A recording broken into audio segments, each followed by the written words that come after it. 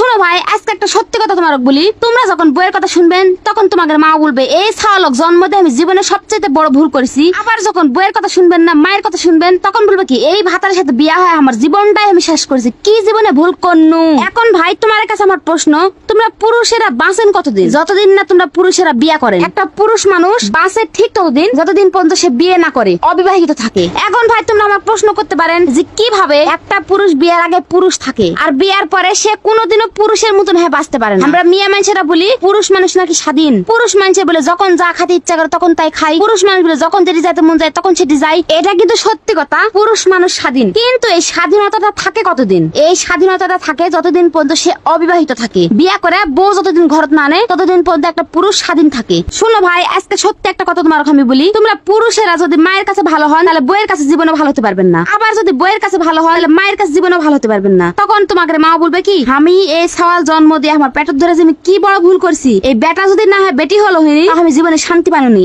এলাকান কুলাঙ্গার সন্তান জন্ম দেওয়ার থেকে না দেওয়াই ভালো আসলো। জীবনে সবচেয়ে বড় ভুল করেছি কুলাঙ্গার জন্ম দিয়ে। আবার আপনি যদি মা ভক্ত হন তখন আপনার বউ বলবে কি এলাকান ভাতারে ঘরতে এসে আমার জীবনটা আমি নষ্ট করেছি। জীবনে যে কি বড় পাপ করেছি যে আল্লাহ তুল্লাকান মদ্য খাবার কপালে লিখেছিল। এই হলো আপনাদের পুরুষ মানুষের পরিস্থিতি। আর এই দুইজনের চাপাচাপিতে পুরুষ আর পুরুষ থাকে না ভাই, তখন এই পুরুষ মানুষগুলা ভিতর থেকে মরে যায়। আসলে সত্যি কথা কি জানেন, পুরুষেরা কোনোদিনও অসুস্থতায় মরে না। পুরুষেরা মরে মানসিক যন্ত্রণায়, মানসিক টেনশনে, মানসিক চাপে। আর এই কাছের মানুষগুলোর অবহেলায় আর এই কাছের মানুষগুলোর অত্যাচারে যন্ত্রণায় একটা পুরুষ মানুষ ধীরে ধীরে তার জীবনের শখ আল্লাহ সবকিছু হারা ফেলে। আর এই পুরুষ মানুষ যে একটা মানুষ এটাই তারা ভুলে যায়। আর এই বাংলার ঘরে ঘরে মানে প্রত্যেকটা বাড়ি বাড়ি এই পুরুষ নির্যাতনটা কিন্তু চলমান। এই পুরুষের উপর নির্যাতন করতে করতে করতে করতে আমরা কিন্তু ভুলে যাই যে সেও একটা মানুষ, তারও একটা জীবন আছে, তারও একটা সকাল্লাদ আছে, তারও কিছু চাহিদা আছে। আমরা এখন পুরুষ মানুষক মনে করি টাকার মেশিন, চাহিদা মেটানোর মেশিন। সে শুধু আমাকে চাহিদা মেটাবে। আমি যদি বলে আমার কথা শুনবো, মায়ে যদি বলে মায়ের কথা শুনবো, তাহলে তাক করো তাই করতে হবে। কিন্তু একটা মানুষ কি সবার মন জয় করে থাকতে পারে? আর